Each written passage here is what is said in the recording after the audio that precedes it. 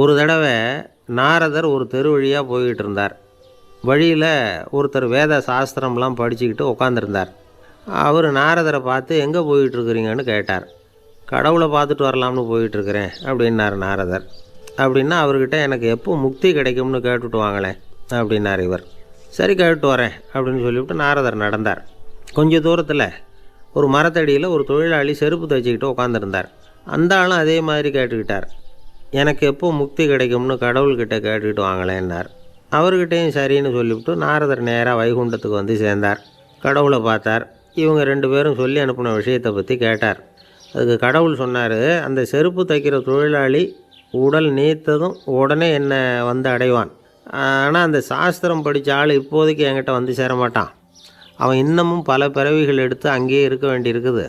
எப்போ இங்கே வந்து சேருவான்னு எனக்கே தெரியாது அப்படின்னார். நாரதருக்கு இதோட ரகசியம் என்னங்கிறது புரியல. எனக்கு ஒன்றும் புரியலையேன்னாரான் கடவுள்கிட்ட. சீக்கிரம் புரிஞ்சுக்குவேன், நீ திரும்பி போகிறப்போ நான் இங்கே வைகுண்டத்தில் என்ன செஞ்சுக்கிட்டு இருக்கேன்னு கேட்டால், ஒரு ஊசியின் துவாரத்தில் ஒரு யானையை கோத்துக்கிட்டு இருக்கிறேன்னு அவங்கக்கிட்ட சொல்லு அப்படின்னார் கடவுள் சிரிச்சுக்கிட்டே. நாரதர் பூமிக்கு திரும்பினார். கடவுளை பார்த்தீங்களா, எப்படி இருக்கார் அப்படின்னு விசாரித்தார் வேத சாஸ்திரம் படித்தவர். ஓ பகவானா, அவர் யானையை ஊசியின் காதில் நுழைச்சிக்கிட்டு இருக்கிறார் பார்த்தேன்னார் நாரதர். ஊசி காதில் யானையா, அது எப்படி முடியும்? நீங்கள் சொல்கிறத நான் நம்ப மாட்டேன்னு விட்டார் அவர். சரி, இந்த ஆளுக்கு இறைவன் பேரில் நம்பிக்கை இல்லை அப்படிங்கிறத நாரதர் புரிஞ்சுக்கிட்டார். அடுத்தபடியாக அந்த தொழிலாளி இருந்த இடத்துக்கு போனார். இறைவனை பார்த்தீங்களான்னு கேட்டார் அவர். பார்த்தேன், ஒரு ஊசி துவாரத்தில் யானையை கோத்துக்கிட்டு இருந்தார் அப்படின்னு சொல்லிவிட்டு நாரதர் அந்த ஆள் முகத்தை கவனித்தார். அந்த தொழிலாளி இதை கேட்டுட்டு கொஞ்சம் கூட ஆச்சரியப்படலை. அவரால் முடியாத காரியம் கூட உண்டானார். என்ன இப்படி சொல்கிற, ஊசியின் துவாரத்தில் யானையை கோக்க முடியும்னு நீ நம்புறியா அப்படின்னு கேட்டார் நாரதர். நிச்சயமாக நம்புகிறேன்னார் அவர். அது எப்படி அப்படின்னு கேட்டார் இவர். இதோ பாருங்கள், நான் இந்த ஆலமரத்தடியில் தான் தினமும் உட்காந்துருக்கிறேன். தினமும் இந்த மரத்திலிருந்து எவ்வளவோ பழம் கீழே விழுது. இந்த பழத்தில் இருக்கிற ஒவ்வொரு விதையிலேயும் உள்ள ஒரு ஆலமரம் இருக்குது. ஒரு சின்ன விதைக்குள்ளே ஒரு பெரிய ஆலமரம் இருக்க முடியுங்கிறப்போ ஊசி துவாரத்தில் கடவுள் யானையை நுழைய வச்சாருங்கிறத ஒத்துக்கிறதுல என்ன கஷ்டம் இருக்குது அப்படின்னு ரொம்ப சர்வசாதாரணமாக பதில் சொன்னாராம் அந்த தொழிலாளி. நாரதர் யோசனை பண்ணார்.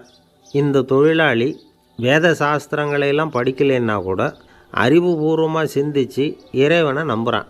அதனால தான் கடவுள் இந்த ஆளுக்கு சீக்கிரம் முக்தி கிடைக்கும்னு சொன்னார் அப்படிங்கிறத புரிஞ்சுக்கிட்டாராம். இந்த கதையில் வர்ற கடவுள், நாரதர், வைகுண்டம் இதெல்லாம் ஒரு பக்கம் இருக்கட்டும், ஒரு சின்ன விதைக்குள்ளே ஒரு பெரிய ஆலமரம் தூங்கிக்கிட்டு இருக்குது அப்படிங்கிற உண்மை, அந்தரத்தில் 1000 கிரகங்கள் சுற்றிக்கிட்டு இருக்குங்கிற உண்மை, இதெல்லாம் நாம் பார்த்துக்கிட்டு தானே இருக்கிறோம். இந்த உண்மைகள் அதிசயமாக நமக்கு தெரியறதுனால அதை நம்பாமல் இருந்துட முடியாது. இயற்கையை பரிபூர்ணமாக நம்புங்கள், அந்த நம்பிக்கையே நம்ம வாழ்க்கைக்கு ஆதாரம் அப்படிங்கிறத விளக்கிறதுக்காக தான் இந்த கதை. இந்த காலத்தில் நம்ம பிள்ளைங்களுக்கெல்லாம் இது மாதிரி நம்பிக்கை அதிகமாகவே இருக்குது. ஒரு நாள் ஒரு சின்ன பையன்கிட்ட கேட்டேன், ஏன்பா கடவுள் ஒரு பானைக்குள்ளே ஒரு யானையை நுழைய வச்சுட்டாருன்னு சொன்னால் அதை நீ நம்புவியா அப்படின்னு கேட்டோம். நம்புவேன் சார், அது ஒன்றும் பெரிய அதிசயம் இல்லைன்னா. எப்படிறான்னு கேட்டோம். எப்படின்னா அந்த பானை அந்த யானையை விட பெருசாக இருந்திருக்கும், அவ்வளவுதான் அப்படின்னு சொல்கிறான். ஒரு ஊரில் ஒரு ராஜா இருந்தார். அவர் அடிக்கடி காட்டுக்கு வேட்டையாட போவார். சில நண்பர்களையும் கூட அழைச்சிக்கிட்டு போவார். காட்டுக்கு போனதும் ஆளுக்கு ஒரு பக்கமாக போய் வேட்டையாடுவாங்க. சாயந்தரமாக திரும்பி வருவாங்க. மறுநாள் அரண்மனையில் உட்காந்து ஒவ்வொருத்தரும் அவங்க அனுபவங்களை எல்லாம் சொல்லிக்குவாங்க. அவங்க வீரத்துக்கு தகுந்த மாதிரி பரிசை அந்த ராஜா கொடுப்பார். இது மாதிரி ஒரு தடவை எல்லோரும் வேட்டைக்கு போயிட்டு திரும்பி வந்ததும் உட்காந்து பேச ஆரம்பிச்சிருக்கிறாங்க. ஒருத்தன் சொன்னான், தன்னுடைய வீர தீர செயலை பற்றி அளக்க ஆரம்பிச்சிட்டான். ஏன்னா அதுக்கு பரிசு கிடைக்க போகுதில்ல, அதனால். அவன் என்ன சொன்னான் தெரியுமா? அரசே, நேற்றுக்கு காட்டில் என்னாச்சு தெரியுமா? எனக்கு நேராக ஒரு சிங்கம் வாயை திறந்துக்கிட்டு வந்துட்டுது. நான் பயப்படவே இல்லை. உடனே ஒரு கல்லை எடுத்து குறி பார்த்து வீசினேன். சிங்கத்து வாய்க்குள்ளே போய் அந்த கல் மாட்டிக்கிட்டுது. அவ்வளவுதான். அந்த சிங்கம் என்னை பார்த்துட்டு பயந்துட்டு ஒரே ஓட்டமாக திரும்பி ஓடி போயிட்டுது அப்படின்னா. ஆஹா பலே அப்படின்னு எல்லோரும் கை தட்டினாங்க. 2வது ஆள் ஒருத்தன் எழுந்திரிச்சான். அவன் சொல்ல ஆரம்பித்தான், அரசே, நான் போன வழியில் 2 பெரிய மலைப்பாம்பு கிடந்தது. என்னை முழுங்கிறதுக்கு வந்தது. நான் என்ன பண்ணேன் தெரியுமா? அந்த 2 பாம்போட வாலையும் ஒன்றா சேர்த்து முடிச்சு போட்டுட்டேன். அவ்வளவுதான். அது அங்கே இழுக்க, இது இங்கே இழுக்க, முடிச்சு நல்லா இறுகி போட்டுது அப்படின்றான். ஆஹா அற்புதம்னு சொல்லி எல்லோரும் கை தட்டினாங்களாம். அடுத்தபடியாக 3வது ஆள் ஒருத்தன் வந்தான். அவன் சொல்ல ஆரம்பித்தான், மன்னா, நான் போன பாதையில் குறுக்க ஒரு ஆறு, அதில் இறங்கி குளித்தேன். யாரோ காலை பிடிச்சி இழுக்கிறது மாதிரி இருந்தது. திரும்பி பார்த்தா ஒரு பெரிய முதலை. நான் உடனே அப்படியே ஒரு துள்ளல் துள்ளி அது முதுகில் போய் உக்காந்துக்கிட்டேன். அதை அப்படியே கரைக்கு நீந்த வச்சேன். கரைக்கு வந்து சேர்ந்ததும் அப்படியே ஒரே துள்ளி குதித்து கரைக்கு வந்துட்டேன் அப்படின்றான். அவன் தன்னுடைய வீரத்தை அப்படி சொல்லியிருக்கான். அடடா, எப்பேற்பட்ட வீரம் அப்படின்னு எல்லாரும் கை தட்டினாங்களாம். 4வது ஆள் எழுந்திரிச்சான், மன்னா, நான் போன இடத்துல ஒரு கரடி வந்து என்னை துரத்த ஆரம்பிச்சுட்டுது. நான் ஒரு மலை உச்சிக்கு வந்துட்டேன். அதுக்கப்புறம் ஒரு அடி எடுத்து வச்சாலும் அதில் பாதாளத்தில் விழ வேண்டியது தான். அந்த நேரம் பார்த்து ஒரு பெரிய ராட்சச கழுகு அந்த பக்கமாக பறந்து வந்தது. நான் உடனே அப்படியே உயர எழும்பி அந்த கழுகோட காலை பிடிச்சிக்கிட்டேன். அப்படியே தொங்கிக்கிட்டே வந்தேன். ஒரு நல்ல இடம் வந்ததும் தொப்புன்னு கீழே குதித்து நடந்து வந்துட்டேன்னா. இதுக்கும் எல்லோரும் கை தட்டுறாங்க. கடைசியாக ஒரு ஆள் எழுந்திரிச்சான், அரசே, நான் வந்து போன வழியில் ஒரு பெரிய யானை குறுக்க வந்தது. பயங்கரமாக சத்தம் போட்டுக்கிட்டே வந்தது. நான் பயந்து ஓடலை. உடனே என்ன பண்ணேன் தெரியுமா? அந்த யானையோட வாலை பிடிச்சி தூக்கினேன். தலைக்கு மேலே தூக்கி கரன்னு சுற்றினேன். வேகமாக சுற்றி வீசி எறிஞ்சேன். அவ்வளவுதான். அதே ஸ்பீடில் அந்த யானை மேலே போக ஆரம்பிச்சுட்டுது. இன்னும் கூட அது போய்கிட்டே தான் இருக்குது, கீழே விழவே இல்லைன்னா. இதை கேட்டதும் ராஜாவுக்கு கோபம் வந்துட்டுது. என்னை என்ன முட்டாள்னு நினச்சிக்கிட்டு பேசுகிறியா? யானையை வந்து நீ வாலை பிடிச்சி தூக்குன, அதை நான் நம்பணுமா அப்படின்னார். உடனே இவன் பணிவாக பதில் சொன்னான், அரசே, ஒரு சிங்கத்து வாயில் கல் மாட்டிக்கிட்டதை நம்புறீங்க, மலைப்பாம்பு வாலை பிடிச்சி முடிச்சு போட்டதை நம்புறீங்க, முதல்ல முதுகில் சவாரி பண்ணதையும் நம்புறீங்க, கழுகு காலை பிடிச்சிக்கிட்டு பறக்கிறதையும் நம்புறீங்க. அப்படி நம்புகிறப்போ நான் சொன்னதை மட்டும் நம்பக்கூடாதா அப்படின்னு கேட்டானான். பொய் சொன்னவங்கெல்லாம் தலையை தொங்க போட்டுக்கிட்டாங்களாம். ராஜா அவங்கள பார்த்து சொன்னாராம், நீங்கள் எல்லாரும் என்னை முட்டாளாக்கியிருக்கிறீங்க. கடைசியாக பேசின இவன் தான் எனக்கு உண்மை எது பொய் எதுங்கிறத புரிய வச்சுருக்கிறான். இவன் தான் உண்மையான தைரியசாலி அப்படின்னு சொல்லி அவனுக்கே பரிசையெல்லாம் கொடுத்து பாராட்டினாராம். இப்படி ஒரு கதை. உண்மையை நிலைநாட்டுகிறவன் தான் உண்மையான வீரன் அப்படிங்கிறத இதிலிருந்து நாம் புரிஞ்சுக்கணும். இந்த காலத்துல எல்லாம் பொய் சொன்னால் தான் பிழைக்க முடியுங்கிறது ஒரு சில பேரோட நம்பிக்கை. ஒரு அப்பாவுக்கு தன் மகனுக்கு பொய் சொல்ல தெரியலையேங்கிற கவலை. பொய் சொன்னால் தான் இந்த உலகத்தில் பிழைக்கலாம், ஆனால் இவனுக்கு அது தெரியலையே, அதனால் இவனை அழைச்சிட்டு போய் நடுக்கடலில் விட்டுட்டு வந்துடுவோம் அப்படின்னு அழைச்சிட்டு புறப்பட்டான். கடற்கரைக்கு போனான். மகனுக்கு சந்தேகம், எங்கேப்பா என்னை அழைச்சிட்டு போகிறேன்னு கேட்டிருக்கான். கடலில் மீன் பிடிக்க கற்றுக் கொடுக்க போகிறேன் உனக்கு அப்படின்னானா. நான் ஏற்கனவே மீன் பிடிச்சிட்டேனேன்னானா இவன் மகன். எங்கே அதுன்னு கேட்டிருக்கான். அப்பங்காரன். சுட்டு சாப்பிட்டுட்டேன்ருக்கான் புள்ள. அப்பங்காரன் பார்த்தான், சரி நம்ம புள்ள பொழைச்சிக்கோ அப்படின்னு சொல்லி திருப்பி அழைச்சிட்டு வந்துட்டானா. ஒரு ஆள் அசையாமல் கிடக்கிறார். அவர் இருக்காரா போயிட்டாராங்கிறத எப்படி முடிவு பண்ணுறோம்? அவர் மூக்குக்கு முன்னாடி புறங்கையை வச்சு பார்க்குறோம், மூச்சு வருதா இல்லையா அப்படிங்கிறத கண்டுபிடிக்கிறதுக்காக. மூச்சுங்கிறது அவ்வளவு முக்கியமான ஒரு விஷயம். சுவாசம் இல்லைன்னா எதுவுமே இல்லை. நம்ம பூமி இருக்க அது கூட சுவாசிக்குதுங்கிறத சோவியத் விஞ்ஞானிகள் கண்டுபிடிச்சிருக்கிறாங்க. பூமிக்கு மேலே இருக்கிற மண் அடுக்கில் காற்றில் உள்ள ஆக்சிஜன் ஆக்சிகரணம் அடையுது அப்படின்னு தான் இது வரைக்கும் எல்லோரும் நம்பிக்கிட்டு இருந்தாங்க. ஆனால் இப்போ என்ன கண்டுபிடிச்சிருக்கிறாங்கன்னா, அந்த ஆக்சிஜன் பூமிக்குள்ளே 1 கிலோமீட்டர் ஆழம் வரைக்கும் ஊடுருவி போகுதான். பூமிக்குள்ளே 2 பக்கமும் பல கிலோமீட்டர் வரைக்கும் பரவுதான். பூமிக்குள்ளே இருக்கிற நீர்நிலை அடுக்குகள் தான் நுரையீரல் செய்கிற வேலையை செய்யுதான். நம்ம உடம்புல நுரையீரல் இல்லைன்னா ஒன்றும் நடக்காது. ஒரு மரத்தை தலைகீழாக தொங்க போட்டால் எப்படி இருக்கும்? அப்படி யோசிச்சு பாருங்கள். அப்படி தான் இதுவும், நுரையீரலும் அப்படி தான் இருக்கும். வலது பக்கம் ஒன்று, இடது பக்கம் ஒன்று. வலது பக்கம் நுரையீரல் கொஞ்சம் பெருசாக இருக்கும். நுட்பமான நரம்பு குழாய்கள் அதில் இருக்கும். கோடிக்கணக்கான நுண்ணிய குழாய்களை வச்சுக்கிட்டு தான் அது வேலை செய்யுது. 25 கோடி குழாய்கள் இருக்கும். அதை அப்படியே முழுசாக பிரித்து பரப்புனா ஒரு டென்னிஸ் கோர்ட்டில் பாதி பரப்பளவு இருக்குமா. நுரையீரல் நிறம் கருஞ்சிவப்பு தான். புகை அதிகமாக உள்ளே போச்சுன்னா அது கருப்பாயிடுது. காற்றுல உள்ள பிராணவாயுவை இது இழுத்து எடுத்துக்கிட்டு ரத்தத்தை சுத்தப்படுத்துகிற முக்கியமான வேலையை இது செய்யுது. அசுத்த காற்றை வெளியில் அனுப்பி வச்சுருது. ஒருத்தர் வேகமாக ஓடி வரார், அவருக்கு மூச்சு இறைக்கும். பயங்கரமாக எதையாவது பார்த்து விடுறார், உடனே மூர்ச்சை ஆகிடுவார். இது மாதிரி சமயங்களில் வேறு எந்த தூண்டுதலும் இல்லாமல் நுரையீரல் தானாகவே இயங்கும். இப்படி ஒரு அவசியம் ஏற்படுறப்போ இயக்கத்தை தூண்டி விடுற முக்கியமான இணைப்பு மூளைக்கு கீழே முதுகு எலும்புக்கு மேற்பகுதியில் இருக்குது. அது உடனே சுவாசத்துக்கு அவசர உதவியை கொடுக்குது. இப்போ ஒருத்தர் பேசாமல் உட்காந்துருக்கார். இந்த சமயத்தில் அவருக்கு 1 பங்கு காற்று தேவைப்படுதுன்னு வச்சுக்கோங்க. அவர் எழுந்திரிச்சு நடக்கும் பொழுது 1.5 மடங்கு தேவைப்படும். ஓடினார்னா 3 மடங்கு தேவைப்படும். படுத்துருக்கிறப்ப 1/2 மடங்கு தான் தேவைப்படும். இதுக்கு நிமிஷத்துக்கு 16 தடவை மூச்சு விட்டாகணும்.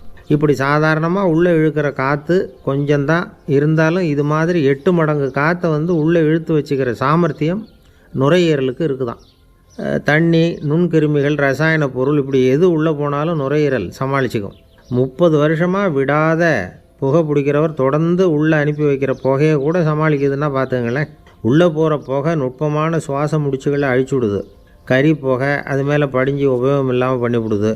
ஆனாலும் தேவைக்கு அதிகமாக 8 மடங்கு கூடுதலாக சுவாச முடிச்சுகள் நம்ம உடம்புக்குள்ளே இருக்கிறதுனால சமாளிக்க முடியுது. சமாளிக்க முடியலன்னா சில சமயம் மூச்சு திணறும். அதை ஒரு எச்சரிக்கையாக எடுத்துக்கிட்டு புகை பிடிக்கிற பழக்கத்தை விட்டுடணும். அதுதான் நல்லது. ஆனால் அப்படி யார் விடுறது? இணை பிரியாத 2 நண்பர்கள் இருந்தாங்களாம். 2 பேரும் விடாமல் சிகரெட்டு குடிக்கிறவங்க. அதில் ஒருத்தன் செத்து போட்டான். இன்னொருத்தன் அதுக்கப்புறம் 2 சிகரெட்டாக குடிக்க ஆரம்பித்தானா. ஏன் இப்படி பண்ணுறேன்னு கேட்டிருக்காங்க. நான் ஒரு சிகரெட்டு தான் குடிக்கிறேன், செத்து போன என்னுடைய ஃப்ரெண்டு இருக்கானே செத்து போனவன், அவனுக்காக இன்னொரு சிகரெட்டு குடிக்கிறேன் அப்படின்னு நானா. இது ரொம்ப ஆபத்து, விட்டுடு அப்படின்னு சொல்லியிருக்காங்க. சரின்னு ஒத்துக்கிட்டான். ஆனால் அதுக்கப்புறமும் ஒரு சிகரெட் வீதமாக குடிச்சிக்கிட்டே இருந்தான். சிகரெட்டு பழக்கத்தை நீ இன்னும் விடலையான்னு கேட்டாங்களாம்.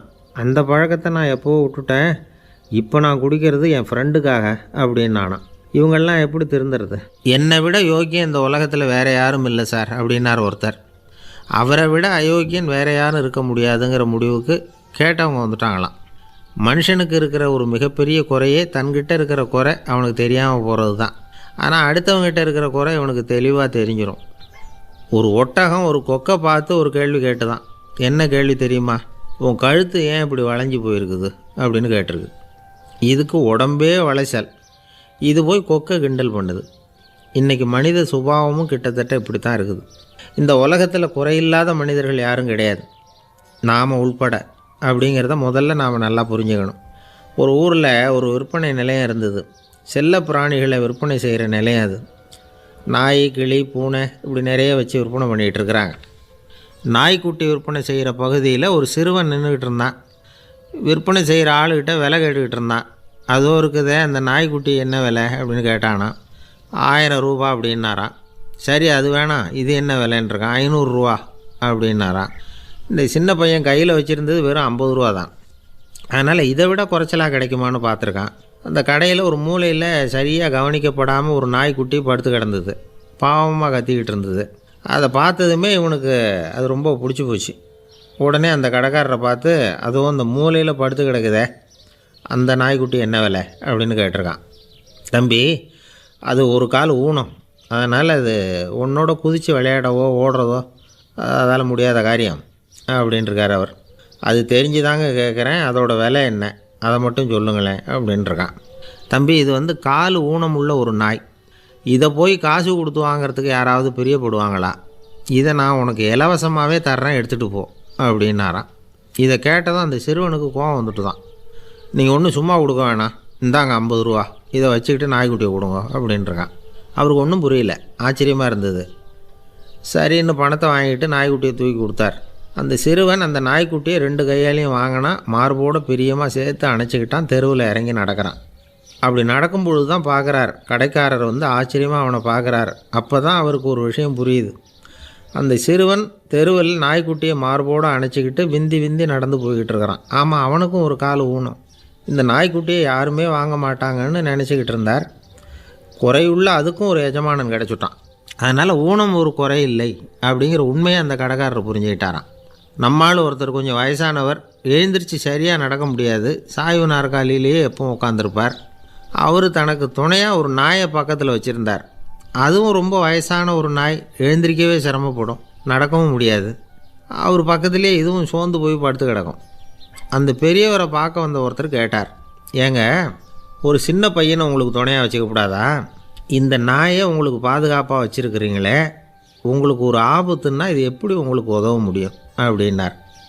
அப்போ அவர் சொன்னாராம், எனக்கு ஒரு ஆபத்துன்னா அந்த சமயத்தில் இந்த நாய் என்னை தனியாக விட்டுட்டு ஓடி போயிடாமல் இருக்கணும்ல, அதுக்காக தான் இதை நான் வச்சுருக்கிறேன் அப்படின்னாராம். நம்மளில் சில பேர் ரொம்ப தைரியமாக இருப்பாங்க.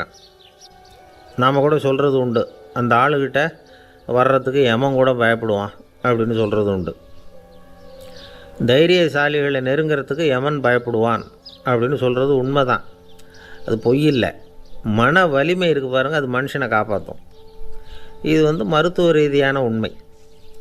உடல் கோளாறுகள் மன ஆரோக்கியத்தை பாதிக்கும்.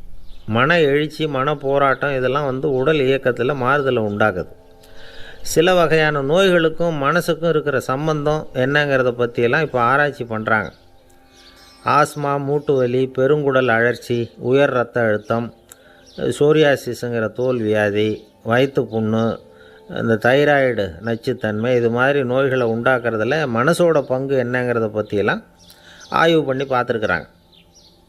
எதுக்கு எடுத்தாலும் சோர்ந்து போகிறது, தோண்டு போகிறது, இப்படிப்பட்ட மனவாகு, அதோட யாரும் நமக்கு உதவ முடியாது அப்படிங்கிற மனோபாவம், கைவிடப்பட்ட மனநிலைமை, இதெல்லாம் நோயோட தீவிரத்தை ரொம்ப அதிகரிக்க செய்யுதான். இவங்கெல்லாம் அந்த கைகால் வலிக்குது, உடம்பு அசதியாக இருக்குது, தூக்கம் வரல, முதுகு வலிக்குது, உடம்பில் உணர்ச்சி குறையுது, கை கால் விரல்லாம் மரத்து போகுது, இப்படி ஏதாவது சொல்லிக்கிட்டு டாக்டர்களை தேடி வந்துக்கிட்டு இருப்பாங்க. நெஞ்சு வலி யாருக்கு வருது தெரியுமா? பதற்றம், போட்டி மனப்பான்மை, அளவுக்கு அதிகமான வேகம், துடிப்பு, பேராசை, இதுலேயும் கட்டுப்பாடு, நேரம் தவறாமை, அப்புறம் இதெல்லாம் உள்ள மனவாக உள்ளவங்க இருக்கிறாங்கல்ல, அவங்க பெரும்பாலும் நெஞ்சு வலிக்கு ஆளாயிடுறாங்களாம். ஃப்ரீட்மேன் அப்படிங்கிறவர் நிறைய ஆராய்ச்சியெல்லாம் பண்ணி பார்த்துட்டு இதை உறுதிப்படுத்தியிருக்கிறார். அவர் பண்ணின ஆராய்ச்சியில் என்னெல்லாம் தெரிய வந்தது தெரியுமா? பொறுப்பு அதிகம் உள்ளவங்களுக்கு கண்டிப்பாக ரத்த அழுத்தம் வரும், அதிகமாக இருக்குமா. அதே மாதிரி கண்டிப்பாக இருக்கிறாங்கல்ல, அவங்களுக்கும் ரத்த அழுத்தம் அதிகரிக்குமா. ரத்த அழுத்தம் தனக்கு அதிகமாக இருக்குங்கிறத தெரிஞ்சுக்கிட்டவங்க தலைவலி, மயக்கம், இந்த தலை சுத்தல், அசதி, இது மாதிரியான உணர்வுகளை அவங்களுக்கு வந்துடும், அது மாதிரி உணர்வு. ஆனால் உண்மை என்ன தெரியுமா? இதெல்லாம் ரத்த அழுத்தத்தினால இல்லை, ரத்த அழுத்தம் கட்டுப்பாட்டுக்குள்ளே இருந்தால் கூட இவங்க இப்படி நினைக்கிறாங்களாம். இதுக்கு காரணம் மனசு தான் அப்படிங்கிறார் அவர். சில பேர் எப்படி தெரியுமா? ஒருத்தர் மாரடைப்பால் இறந்து போனார் அப்படின்னு கேள்விப்பட்டால் போதும், இறந்து போகிறதுக்கு காரணம் இதயம்தான் அப்படிங்கிற பீதியால், இதய தளர்ச்சி அப்படிங்கிற மனநோயால் பாதிக்கப்படுறார். இவங்கெல்லாம் அடிக்கடி தங்களுடைய இதய பகுதியை தொட்டு பார்த்துக்குவாங்க, நாடியை பிடிச்சி பார்த்துக்குவாங்க, அடிக்கடி மூச்சை உள்ளுக்கு இழுத்து வெளியில் விட்டு வலி வருதா அப்படின்னு பார்த்துக்கிட்டு இருப்பாங்க. வேறு எங்கேயாவது வலிச்சா கூட நெஞ்சை வலிக்குதா அப்படின்னு பார்ப்பாங்க. நெஞ்சு வலிக்குதுன்னு கூட சில பேர் சொல்ல ஆரம்பிச்சிருவாங்க. ஆஸ்மாவுக்கும் மனசுக்கும் சம்பந்தம் உண்டு. தீர்வு காண முடியாத மன போராட்டங்கள் எல்லாத்துக்கும் அடுத்தவங்களையே சார்ந்து இருக்கிற மனநிலை, இதெல்லாம் ஆஸ்மாவினுடைய தீவிரத்தை அதிகப்படுத்திடும். பயம், இது எப்படின்னா என்ன நடக்குமோங்கிற பதற்ற நிலை, அப்புறம் இந்த பயம், இதெல்லாம் சுவாசித்தலை அதிகரிக்க செய்யுது இல்லையா. இதனால் இரத்தத்தின் காரத்தன்மை அதிகமாகி நோயின் தீவிரமும் அதிகமாகுது. மன போராட்டம், மனக்கவலை, மன இறுக்கம், இதெல்லாம் தோல் வியாதியை தூண்டி விடுதான். இது மாதிரி இன்னும் எவ்வளவோ இருக்குது. அதனால் இன்றைக்கி நமக்கு தேவை என்னென்னா மன வலிமை, மலர்ந்த முகம், இது ரெண்டு இருந்துட்டுதுன்னா பலவிதமான நோய்கள் நம்மக்கிட்ட நெருங்கி வராது. டாக்டர் என்ன நெருங்காமல் இருக்கிறதுக்கு நான் ஒரு காரியம் பண்ணுறேன் அப்படின்னார் ஒருத்தர். அவர் என்ன அர்த்தத்தில் சொன்னார்னா, டாக்டர் அவரை நெருங்காமல் இருக்கிறதுக்கு அவர் ஒரு காரியம் பண்ணுறாராம். நண்பர்கிட்ட சொன்னார். நண்பர் கேட்டார், அது என்ன காரியம் பண்ணுற அப்படின்னு கேட்டார். தினம் ஒரு ஆப்பிள் பழம் சாப்பிட்றேன்னார் அவர். ஏன்னா ஆங்கிலத்தில் ஒரு பழமொழி சொல்லுவாங்கள்ல, an apple a day keeps doctor away அப்படிம்பாங்க. ஒரு ஆப்பிள் பழம் சாப்பிட்டா டாக்டர் விலகியே இருப்பார், டாக்டர்கிட்ட போக வேண்டிய அவசியம் இருக்காது அப்படிங்கிறதுக்காக அந்த பழமொழி சொல்கிறது. என்ன, நான் யாருமே நெருங்காமல் இருக்கிறதுக்கு நான் ஒரு காரியம் பண்ணுறேன்னார் இன்னொருத்தர். டாக்டர் நெருங்காமல் இருக்கிறதுக்கு ஆப்பிள் பழம் சாப்பிட்றேன்னார் அவர். என்னை யாருமே நெருங்காமல் இருக்கிறதுக்கு நான் ஒரு காரியம் பண்ணுறேன்னார் இன்னொருத்தர். அது என்னன்னு கேட்டோம். தினம் ஒரு பூண்டு சாப்பிட்றேன்னார். ஏ கார்லிக் எ டே கீப்ஸ் எவ்ரிபடி அவே அப்படின்னு அதுக்கு ஒரு புது விளக்கமும் கொடுத்தார். காசி மாநகரத்தை பிரம்மதத்தன் அப்படிங்கிற ராஜா ஆட்சி பண்ணிட்டு வந்தார். அவர் ஒவ்வொரு வருஷமும் ஒரு திருவிழா நடத்துறது வழக்கம். எல்லா தேசத்திலிருந்தும் எல்லா வகையான ஜனங்களும் அதில் கலந்துக்குவாங்க. ஒரு சமயம் அது மாதிரி விழா நடந்துக்கிட்டு இருந்தது. வைகுண்டத்திலேருந்து தேவலோகத்திலேருந்து நிறைய தேவகுமாரர்கள்லாம் காசி நகருக்கு அப்போது வந்திருந்தாங்க. அதில் முக்கியமாக ஒரு 4 தேவகுமாரர்கள், அந்த 4 பேரையும் சுற்றி ஏகப்பட்ட கூட்டம். அப்படி என்ன விசேஷம் அவங்கக்கிட்ட அப்படின்னா, மற்றவங்கள விட அவங்க முகம் அழகாக இருந்ததா அப்படி பார்த்தா அப்படியும் இல்லை. அவங்க அணிஞ்சிருந்த மலர் மாலைகள் தான் அதுக்கு காரணமாக. அந்த மலர்கள்லேருந்து அப்படி ஒரு அபூர்வமான நறுமணம். இதுக்கு முன்னாடி இப்படி ஒரு நறுமணத்தை அந்த ஊர் ஜனங்க அனுபவிச்சதே இல்லை. அதுதான் அந்த 4 பேரையும் சுற்றி கூட்டம். எல்லோரும் கேள்வி கேட்க ஆரம்பித்தாங்க. உடனே அந்த 4 தேவகுமாரர்களும் எல்லாருக்கும் தெரியும்படியாக வானத்தில் எழும்பி கொஞ்சம் உயரமாக நின்றுக்கிட்டாங்க. கீழே நின்றுக்கிட்டு இருந்த அரசன்லேருந்து ஆண்டி வரைக்கும் ஒருத்தர் பாக்கி இல்லாமல் ஒரே குரலில் எல்லாரும் அவங்கள பார்த்து, எங்களுக்கும் இது மாதிரி மாலையை போட்டுக்கணும்னு ஆசையாக இருக்குது, அதுக்கு நீங்கள் தான் அருள் பண்ணணும் அப்படின்னு கேட்டுக்கிட்டாங்க. மாலை போட்டுக்கிறதுனா எல்லாருக்கும் ஆசையாக தானே இருக்கும். அந்த 4 தேவகுமாரர்களில் ஒருத்தர் புத்தர் பிரான். அவர் சொன்னார், பூலோகவாசிகளே, நான் சொல்கிறத கொஞ்சம் பொறுமையாக கேளுங்க. கக்காரு அப்படிங்கிற கற்பக விருட்சத்தின் மலர்களால் தொடுக்கப்பட்டது இந்த மாலை. இதுக்கு நிறைய சக்தி உண்டு. எந்த காலமும் இது வாடாது, வாசனையும் குறையாது. ஆனால் இதை அணிந்து கொள்கிறதுக்கு சில தகுதிகள் தேவை அப்படின்னார். என்ன தகுதி அது சொல்லுங்களேன் அப்படின்னு ஏக காலத்தில் எல்லாரும் சத்தம் போட்டாங்க. தீய இயல்புகள் உள்ளவங்க, இழிந்த சிந்தனை, இழிந்த செயல் உள்ளவங்க இந்த மாலையை அணிய முடியாது அப்படின்னார். அவ்வளோதான். கூட்டத்தில் சத்தம் போட்டவங்கள்லாம் மெதுவாக அப்படி அடங்க ஆரம்பிச்சிட்டாங்க. இன்னொரு தேவகுமாரன் சொன்னார், அடுத்தவங்க பொருளை அபகரிக்காதவன், அடுத்தவங்களுக்கு கெடுதல் பண்ணக்கூடிய பொய் பேசாதவன், பேராசையினால் கெட்ட வழியில் பொருள் ஈட்ட நினைக்காதவன் இந்த மாலையை போட்டுக்கலாம் அப்படின்னார். கூட்டத்திலேருந்து யாரும் முன்னுக்கு வரல. ஒரே ஒரு ராஜகுரு மட்டும் கொஞ்சம் முன்னாடி வந்தார். பெரியவர், படித்தவர். அவர், எனக்கு தகுதி இருக்குது அந்த மாலையை போட்டுக்கிறதுக்கு அப்படின்னார். வேறு ஒன்றும் இல்லை, பொய் சொல்லியாவது அந்த மாலையை வாங்கிக்குவோமே அப்படின்னு முடிவு பண்ணிட்டார் அவர். அவ்வளோதான், மாலையை வாங்கிட்டார். அடுத்த தேவகுமாரன் பேசினார். யாருக்கு திடமான அறிவும் மனமும் இருக்குதோ, யாருக்கு நல்ல காரியங்களில் அசையாத ஈடுபாடு இருக்குதோ, நல்ல அரிய பொருள்களை தனியாக தான் மட்டும் அனுபவிக்க விரும்பாதவர் யாரோ அவர் முன்னாடி வந்து இந்த மாலையை வாங்கிக்கலாம் அப்படின்னார். அந்த தகுதியும் எனக்கு இருக்குன்னார் ராஜகுரு. மாலையை வாங்கி போட்டுக்கிட்டார். இன்னொரு ராஜகுமாரன் பேச ஆரம்பித்தார். அறநெறியில் செல்வம் சேர்க்கணும், ஆடம்பர பொருள்களுக்கு அடிமையாகக்கூடாது, வெற்றி அடைஞ்சாலும் கர்வம் வரக்கூடாது, அப்படிப்பட்டவங்க இந்த மாலையை போட்டுக்கலாம்னார். துணிஞ்சு பொய் சொல்லி அதையும் வாங்கி கழுத்தில் போட்டுக்கிட்டார் இந்த ராஜகுரு. இன்னொரு ராஜகுமாரன் சொன்னார், சான்றோர்களை நிந்திக்காதவங்க, புறம் பேசாதவங்க இந்த மாலையை போட்டுக்கலாம்னார். அதையும் வாங்கி போட்டுக்கிட்டார். திருவிழா முடிஞ்சுது, எல்லோரும் திரும்பி போயிட்டாங்க. மறுநாள் ராஜகுரு 4 மாலைகளையும் போட்டுக்கிட்டு ராஜசபைக்கு வரார். வந்தவர் ரொம்ப அவஸ்தையோடு வர்றார். மாலையெல்லாம் வாடி போயிட்டுது, வாசனை எதுவும் கிடையாது. அது மட்டும் இல்லை, அவருக்கு கடுமையான தலைவலி வேறு வந்துட்டுது. துடிச்சு போயிட்டார். மாலையை கழட்டவும் முடியல. ஜனங்கள்லாம் அவரை பார்த்து சிரிக்க ஆரம்பிச்சிட்டாங்க.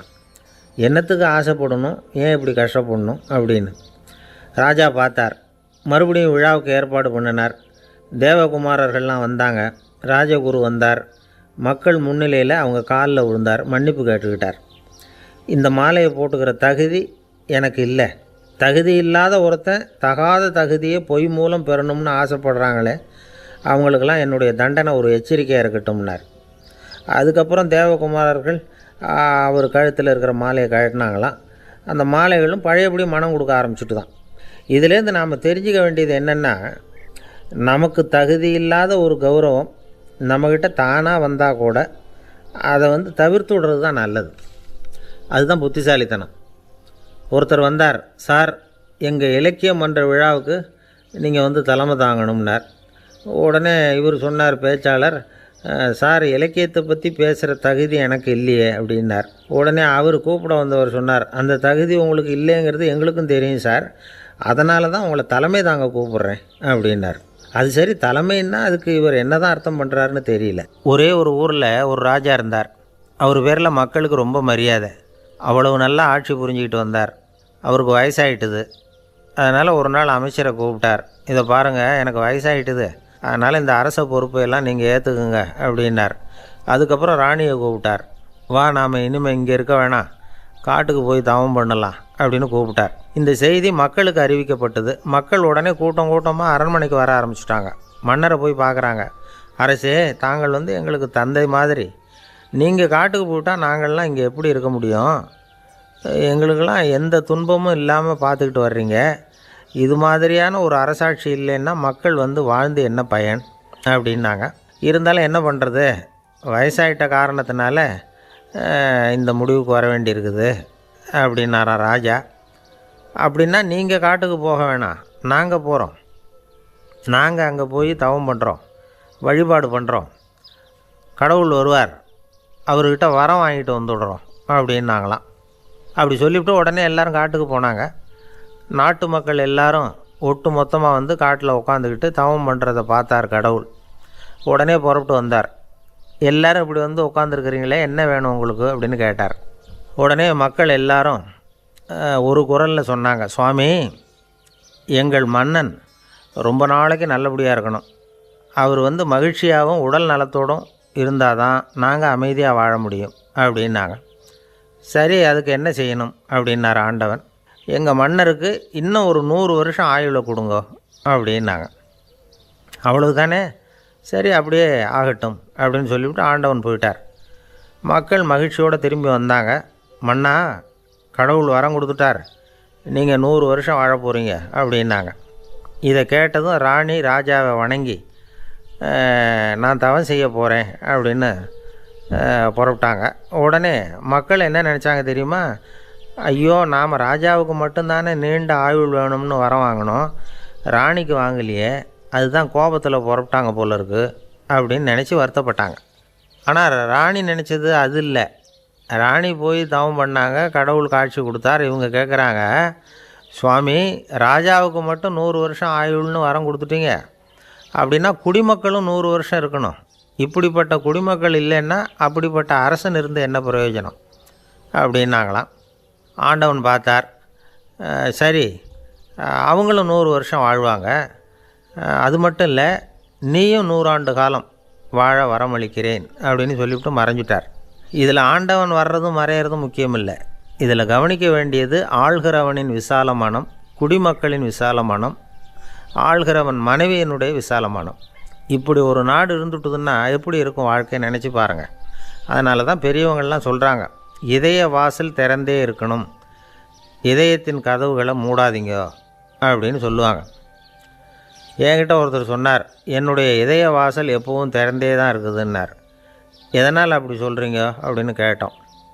டாக்டரே சொல்லிவிட்டார், என்னுடைய இதயத்தில் ஒரு ஓட்டை இருக்குது அப்படின்னு, வால்வு சரியில்லையா அப்படிங்கிறார். அளவுக்கு மிஞ்சினால் அமிர்தமும் நஞ்சு அப்படின்னு சொல்லுவாங்க. அது உண்மைதான். ஒருத்தருக்கு அளவுக்கு மீறிய புகழ் வந்துட்டுதுன்னு வச்சுங்க, அது கூட ஆபத்தாக போயிடுறது உண்டு. பழங்காலத்துல எல்லாம் கிரேக்க தேசத்தில் ஒரு பழக்கம் உண்டாம். அதாவது யாராவது ஒருத்தரை நாடு கடத்தணும்னா அதுக்கு ஒரு வழி உண்டு.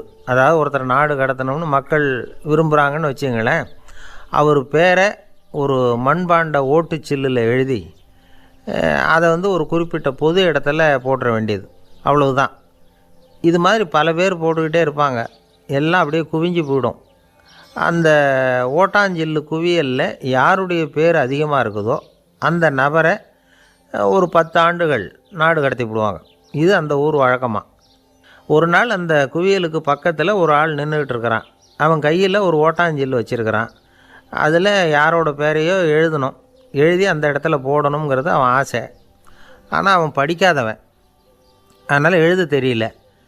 யாராவது அந்த வழியாக வர்றாங்களான்னு பார்த்துக்கிட்டே நின்றுக்கிட்டு இருந்தான். ஒரு பெரியவர் வந்துக்கிட்டு இருந்தார். அவர்கிட்ட ஓடினான். கையில் இருந்த மண்பாண்ட சில்லை கொடுத்தான். ஐயா, இதில் ஒரு பேர் எழுதி கொடுங்களேன்னா. அந்த பெரியவர் அதை வாங்கி கையில் வச்சுக்கிட்டு, என்ன பேர் எழுதணும் சொல்லு அப்படின்னா. இவன் சொன்னான், அரிஸ்டைடிஸ் அப்படின்னு எழுதுங்க அப்படின்னா. இதை கேட்டதும் அந்த பெரியவருக்கு அதிர்ச்சி. ஏன்னா அவர் தான் அரிஸ்டைடிஸ், தத்துவ மேதை அரிஸ்டைடிஸ் அவர். இருந்தாலும் நான் தான் அதுங்கிறத காட்டிக்காமல் அந்த ஆளுக்கிட்ட கேட்டார், அது சரிப்பா, அரிஸ்டைடிஸுங்கிற பேரை எழுத சொல்கிற, அவர் உனக்கு என்ன கெடுதல் பண்ணார், அவர் பேரை இதில் எழுத சொல்கிறியே அப்படின்னு கேட்டிருக்கார். அதுக்கு இவன் சொன்னானா, அவர் எனக்கு எந்த கெடுதலும் பண்ணலை, அவரை நான் பார்த்தது கூட இல்லை அப்படின்ட்டுருக்கான். அப்புறம் எதுக்காக அவரை வந்து நாடு கடத்தணும்னு நீ ஆசைப்படுற அப்படின்னு கேட்டிருக்கார். இப்போ அந்த ஆள் சொல்கிறான், அரிஸ்டைடஸை பற்றி எல்லோரும் பேசுகிறாங்க, அவர் ரொம்ப நல்லவர், அவர் ஒரு பெரிய அறிவாளிங்கிறாங்க, அவர் ஒரு பெரிய வள்ளல், பேரறிஞர், இப்படி எல்லாரும் சொல்கிறத கேட்டு கேட்டு எனக்கு ரொம்ப அலுத்து போயிட்டுது, அதனால தான் வெறுப்பாயிட்டேன் அப்படின்னு நானும். இதிலேருந்து என்ன தெரியுது, நாம் நல்லவனாக இருக்கிறதுல ஒன்றும் இடைஞ்சல் இல்லை. ஆனால் நம்மளை நல்லவன் எல்லாரும் சொல்ல ஆரம்பிச்சிட்டாங்கன்னு வச்சுக்கோங்க, அப்போ இடைஞ்சல் ஆரம்பம்னு அர்த்தம். எதுவுமே அளவுக்கு மிஞ்சி போகாமல் பார்த்துக்க வேண்டியது ரொம்ப அவசியம். அளவுக்கு அதிகமாக ஆசைப்படாதவங்களில் ஆப்ரஹாம் லிங்கனும் ஒருத்தரான். அவர் ஒரு தடவை தன்னுடைய நண்பர்கள்கிட்ட பேசிக்கிட்டு இருந்தாராம். ஒருத்தர் கேட்டிருக்கார், ஒரு மனுஷனுக்கு கால்கள் எவ்வளோ உயரம் இருக்கணும் அப்படின்னு கேட்டாராம். இதுக்கு ஆப்ரஹாம் லிங்கன் சொன்னாராம், அது என்ன இடுப்புலேருந்து தரையை தொடுற அளவுக்கு உயரம் இருந்தால் போதும் அப்படின்னாராம். ஒரு ஜென் துறவி, அவருக்கு ரொம்ப வயசாகிட்டுது, கடைசி காலம். நண்பர்களெல்லாம் கூப்பிட்டார். நண்பர்களே, நான் வித்தியாசமான முறையில் சாகணும்னு ஆசைப்பட்றேன், அதுக்கு ஏதாவது யோசனை சொல்லுங்களேன் அப்படின்னு கேட்டாராம். நண்பர்கள் சிரித்தாங்க. என்ன பேச்சு பேசுகிறீங்க, சாவறதுங்கிறது என்ன விளையாட்டுத்தனமான காரியமா அப்படின்னு கேட்டிருக்காங்க. அந்த துறவி கொஞ்ச நேரம் யோசனை பண்ணார். அப்புறம் கேட்டாராம், இது வரைக்கும் யாராவது நடந்துக்கிட்டே இறந்துருக்குறாங்களா அப்படின்னாராம். எல்லாரும் இல்லைன்னாங்களாம். ஒருத்தர் மட்டும் சொல்லியிருக்கார், அப்படியும் ஒருத்தர் இறந்துருக்கிறதாக ஒரு கதையில் படிச்சிருக்கிறேன், ஒரு ஞானியால் தான் அப்படியெல்லாம் செய்ய முடியும் அப்படின்னு அவர் சொன்னாராம். சரி, அப்படின்னா அந்த முறை நமக்கு வேணாம், நின்றுக்கிட்டே யாராவது உயிரை விட்டுருக்காங்களா அப்படின்னு விசாரித்தாராம். அப்படியும் ஒருத்தர் இறந்துருக்கிறார் அப்படின்னாங்களாம். மறுபடியும் அந்த துறவி யோசனை பண்ணியிருக்கிறார், ஏதாவது வித்தியாசமான முறையில் நாம் போகணும் அப்படிங்கிறது அவருடைய விருப்பம். மனிதன் எப்படி வாழ்கிறானோ அப்படி இறப்பது தான் நல்லது.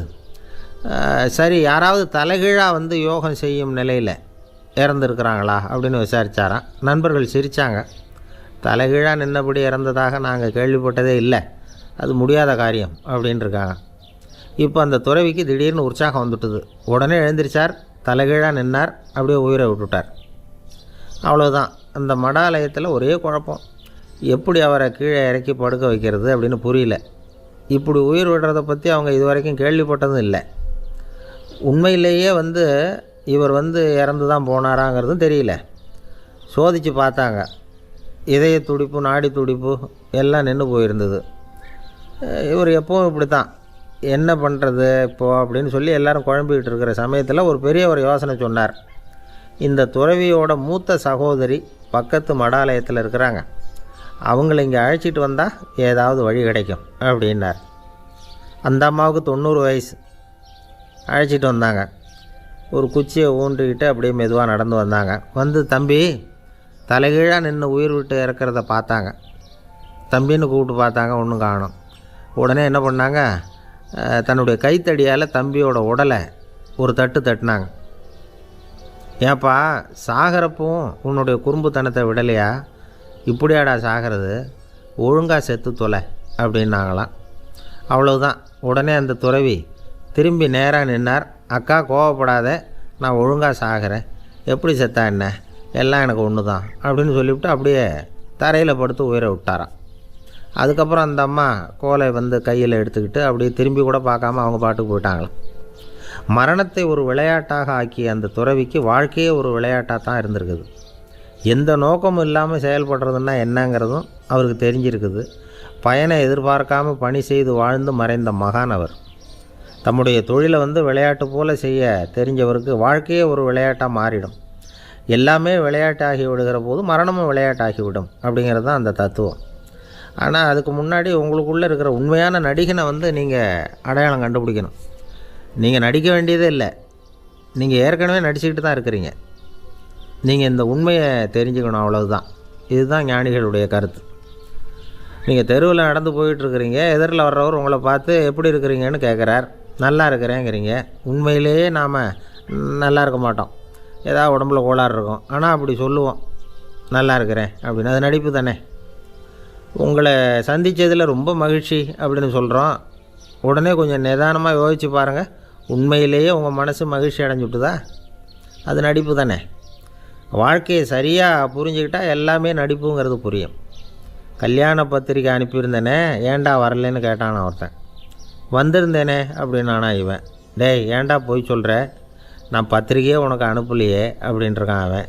அதுக்கு இவன் சொன்னானா, பத்திரிக்கை அனுப்புனேன்னு நீ போய் சொல்கிறப்போ கல்யாணத்துக்கு வந்தேன்னு நான் போய் சொல்லக்கூடாதா அப்படின்னானா. ஒரு பெரிய பியானோ கலைஞர் வியன்னாவில் இருந்தார். ரொம்ப புகழ்பெற்ற இசை கலைஞர் அவர். இங்கிலாந்து மகாராணி விக்டோரியா அவருடைய சங்கீதத்தை கேட்கணும்னு ஆசைப்பட்டாங்க. அவரை அரண்மனைக்கு கூப்பிட்டாங்களாம். பியானோ வாசிக்க சொல்லி கேட்டாங்களாம்.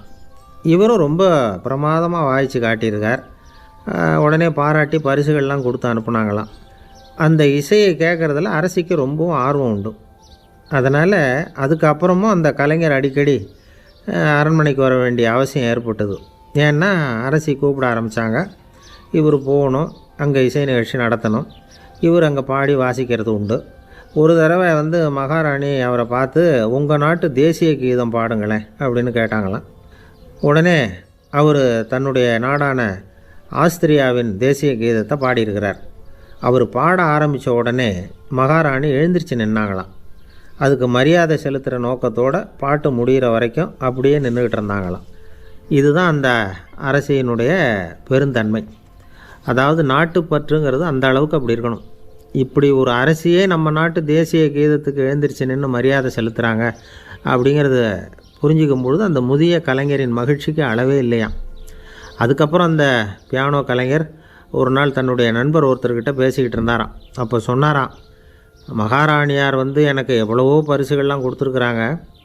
ஒரு தடவை எனக்கு வைரக்கல் பதித்த அணி ஒன்றை கூட பரிசாக கொடுத்தாங்க. ஆனால் அதை விட உயர்ந்த விலை மதிக்க முடியாத அணி என்ன தெரியுமா? நான் என்னுடைய நாட்டு தேசிய கீதத்தை நான் பாடுறப்போ அவங்க எழுந்திரிச்சு நின்று மரியாதை செலுத்தினாங்களே, அதுதான் எனக்கு கிடைச்ச மிகப்பெரிய பரிசு அப்படின்னாராம். எனக்கு தெரிஞ்ச சங்கீத வித்வான் ஒருத்தர் இருக்கார். சமீபத்தில் ஒரு நாள் அவரை பார்த்தேன். எப்படி போயிட்டுருக்கு உங்கள் தொழில் அப்படின்னு கேட்டேன். ரொம்பவும் வித்தியாசமாக போயிட்டுருக்குங்க அப்படின்னார். என்ன சொல்கிறீங்க அப்படின்னேன். முன்னாடியெல்லாம் நான் பாடினா எதிரில் இருக்கிறவங்க தான் எழுந்திரிச்சு போயிட்டு இருந்தாங்க. இப்போ எப்படின்னா நான் பாட ஆரம்பிச்சுட்டா உடனே பக்கவாத்தியக்காரனே எழுந்திரிச்சு போயிடுறான் அப்படின்னார் ரொம்ப வேதனையோட.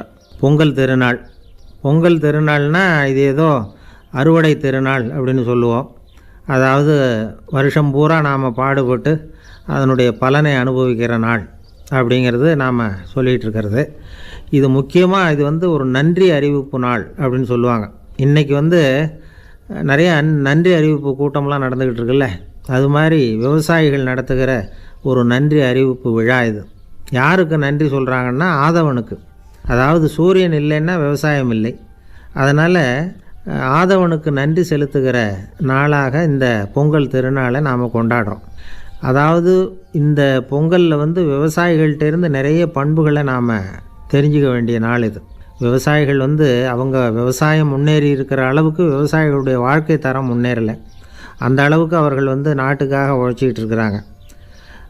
அந்த காலத்திலே அதை பற்றி ஒரு கதை சொல்கிறது உண்டு. ஒரு வயசான ஆள் நிலத்தில் ஏறு உழுதுகிட்டு இருந்தாராம்.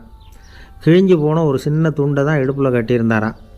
தலையில் ஒரு கந்தலை சுற்றி இருந்தார். உடம்பு பூரா சேரு, ரொம்ப ஏழை. ஏறு ஓட்டிகிட்டு இருக்கிறவர் வேறு எப்படி இருப்பார்?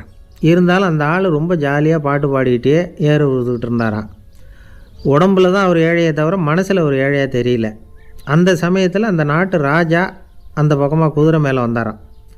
வேட்டைக்கு போயிட்டு பரிவாரங்களோடு திரும்பி வந்துக்கிட்டு இருக்கிறார். ரொம்ப செல்வ செழிப்பில் இருக்கிற ராஜா அவர் இந்த வயசான விவசாயியை பார்த்துருக்கார். இந்த ஆள் ரொம்பவும் ஏழைங்கிறது அவர் பார்த்தாவே பளிச்சுன்னு தெரியுது. கட்டிக்கிறதுக்கு நல்ல துணி இல்லை, உடம்போ இழைச்சி போயிருக்குது, வயிறு முதுகில் போய் ஒட்டிகிட்டு இருக்கு, கண்ணு குழி விழுந்து போயிருக்குது. ஆனாலும் முகத்தை பார்த்தா சந்தோஷமாக இருக்கிற மாதிரி இருக்குது. இவ்வளோ உற்சாகமாக பாடிக்கிட்டு இருக்கிறாரே அப்படின்னு ஆச்சரியமாக நினச்சி பார்த்தார் அந்த ராஜா. சரி, அவர்கிட்ட கொஞ்சம் பேச்சு கொடுத்து பார்க்கலாம் அப்படின்னு முடிவு பண்ணார். ஐயா பெரியவரே, இப்படி கொஞ்சம் வர முடியுமான்னாராம். பொழுது போகிறதுக்குள்ளே நான் இந்த வயல் பூரா உழவு ஓட்டி ஆகணும், அதனால் பேசுகிறதுக்கு நேரம் இல்லை அப்படின்னாராம் அந்த பெரியவர். என்ன அவ்வளோ அவசரமாக? மீதி இருந்தால் நாளைக்கு உழுதக்கூடாதா? அது சரி, உனக்கு எத்தனை ஏக்கர் நிலம் இருக்குது அப்படின்னு விசாரிச்சிருக்கார் ராஜா. எனக்குன்னு சொந்தமாக உள்ளங்கை அளவு கூட நிலம் கிடையாது. இது எங்கள் முதலாளியோட நிலம். இதை பூராவும் உழுது முடித்தாதான் அவர் கூலி கொடுப்பார். நான் கூலிக்கு உழுதுகிட்டு இருக்கிறேன். உங்ககிட்ட பேசிக்கிட்டு இருந்தால் அவருக்கு துரோகம் பண்ணது மாதிரி ஆகிடும் அப்படின்னாராம். ராஜா குதிரையை விட்டு கீழே இறங்கினார். வரப்பில் நடந்து அந்த பெரியவர்கிட்டே போனாராம். சரி, ஒரு நாள் பூரா உழுதா உனக்கு எவ்வளவு கூலின்னு கேட்டிருக்கார். 8 அணா கூலி கிடைக்கும்னாராம் அவர். இது ரொம்ப காலத்துக்கு முன்னாடி நடந்த ஒரு சம்பவங்கிறதுனால அப்போ 8 அணா கூலிங்கிறது ரொம்ப பெருசு. இருந்தாலும் அதுவும் அந்த ராஜாவுக்கு பெரிய கூலியாக தெரியல. இவ்வளவு தானா, இதை வச்சுக்கிட்டு நீ எப்படி காலம் தள்ளுற அப்படின்னாராம். ஒன்றும் கவலை இல்லை அப்படின்னாராம் அவர். ராஜாவுக்கு ரொம்ப ஆச்சரியமாக போச்சு. 8 அணா கூலி வாங்குகிற இந்த ஆள் கவலை இல்லாமல் இருக்கிறார், ஏராளமான வசதியோடு இருக்கிறன்னா கவலை இல்லாமல் வாழ முடியலையே அப்படின்னு நினச்சி பார்த்துருக்கார். அது சரி, 8 அணாவில் எப்படி குடும்பம் நடத்துகிற அப்படின்னு கேட்டாராம். எனக்கு கிடைக்கிற 8 அணாவில் 2 அணா குடும்பத்துக்கு செலவழிக்கிறேன், 2 அணா பழைய கடனுக்கு கொடுக்குறேன், 2 அணா தர்மம் செய்கிறேன், 2 அணா வட்டிக்கு கொடுக்குறேன், ஒரு குறையும் இல்லைன்னாராம். ராஜாவுக்கு ஒன்றும் புரியல. எனக்கு ஒன்றும் புரியலையேன்னு இருக்கார். ஐயா, எனக்கும் என் மனைவிக்கும் 2 அணா செலவாகுது. வயசான அம்மா அப்பா இருக்கிறாங்க, சின்ன வயசில் என்னை காப்பாற்றினவங்க அவங்க. அந்த கடனுக்கு 2 அணா செலவாகுது, அது பழைய கடன். என் தங்கச்சி ஒருத்தி ஆதரவு இல்லாத நிலைமையில் தன்னுடைய மகனோட என் வீட்டில் இருக்கிறா. அவளுக்கும் அவள் மகனுக்கும் 2 அணா செலவு பண்ணுறேன், அது தர்மம். எனக்கு 2 பிள்ளைங்க இருக்கிறாங்க, அவங்களுக்கு 2 அணா செலவு பண்ணுறேன், அது வட்டிக்கு கொடுக்கறது மாதிரி. பிற்காலத்தில் அவங்க எங்களை காப்பாற்றுவாங்க. அந்த வகையில் நான் திருப்தியோடு வாழ்ந்துக்கிட்டு இருக்கிறேன் அப்படின்னாராம். ராஜாவுக்கு அர்த்தம் புரிய ஆரம்பிச்சுதான். அந்த பெரிய நிலத்தை விலை கொடுத்து வாங்கி அந்த பெரியவருக்கே தானமாக கொடுத்துட்டாராம். இப்போ உழுதவருக்கே நிலம் சொந்தமாகிட்டுது. அன்னையிலேருந்து அரசனுக்கும் ஆறுதல் கிடைச்சிதான். இப்படி ஒரு கதை சொல்லுவாங்க. 8 அணா வருமானத்தை வச்சுக்கிட்டு எப்படி காலத்தை தள்ளுறதுன்னு சொல்கிறதுக்காக இந்த கதையை சொல்கிறதாக யாரும் தப்பாக நினச்சிக்கக்கூடாது. கிடைக்கிறத எப்படி பங்கு போடுறார், எப்படி திருப்தியாக வாழறார் அப்படிங்கிறது தான் முக்கியம். அது மாதிரி இன்றைக்கு இந்த பொங்கல் திருநாளில் உழவர்கள் மனசு மகிழ்ச்சியாக இருந்ததுன்னா அது எல்லாரும் மகிழ்ச்சியாக இருக்கிறது மாதிரி அர்த்தம்.